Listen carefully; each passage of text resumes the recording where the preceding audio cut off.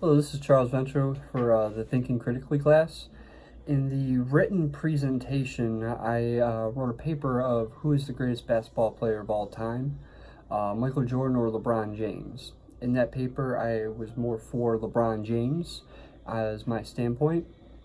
In this video presentation, I've been asked to choose the opposite, Michael Jordan. So just in a couple seconds here, I'm just going to get started, wait for the timer, and so here we go. This is a very hard topic when we start talking about two different eras, late 2000s versus the 90s, and we have two different style of players. So I wanted to get down to some general basic stuff that is very easy to compare and contrast to and make a choice on. Basically championships, MVPs, scoring, waves of scoring, defense, which is complete opposite of scoring, taking over games, being clutch, and turnovers and free throws, which are very underlooked in the NBA. And so Michael Jordan, hands down, he's 6-0 in the NBA Finals. In the early and mid-90s, 2 sets of winning 3 championships in a row. He has a unblemished record in the NBA Finals and coming up clutch in those moments. He has a classic game-winning Game 6 winning shot in 1997 over the Utah Jazz to beat him for the 2nd year in a row. LeBron James is not, in his career yet, hit a game-winning NBA Finals to close out the series and win the championship. So just a couple things to look at. LeBron James is 3-6 in the NBA Finals, and there's a lot to be said about how he got to 2 of them. He basically left Cleveland, had to join 2 other All-Stars in Miami to be able to get to the NBA Finals and win a championship.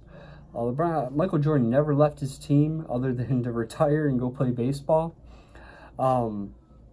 It's very simple. In those finals, Michael Jordan clearly took over.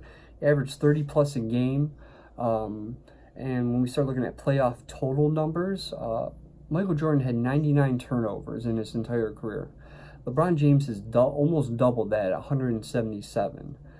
So he's hurting his team quite often, more so than not. The shooting percentage is comparable in some sense. Michael Jordan was about 48% and LeBron James is about 50%. Something to factor in about that.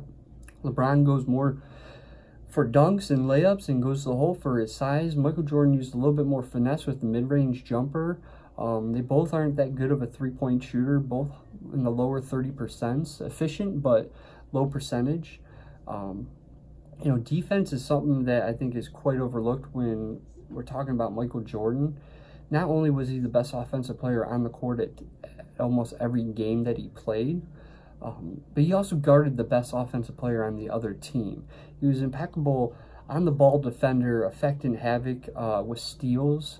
While they were dribbling on the ball steals. LeBron James is more of a center fielder playing off the ball, guarding one of the lesser offensive weapons from the other teams. And he's always looking out, trying to play more help side defense, go for the big block or the steal that is a cross-court pass. Both are effective, but honestly, if you're the greatest player of all time and you're as good as you say you are, you should be able to guard the best offensive player from the other team, and not only that, but score on them on the other end.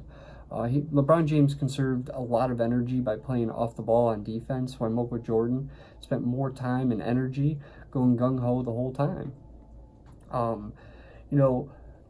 Some of the best and important moments in NBA, and they're in a very slow pace, but are free throws at the end of games. Best players usually get the ball in their hands at the end of the game.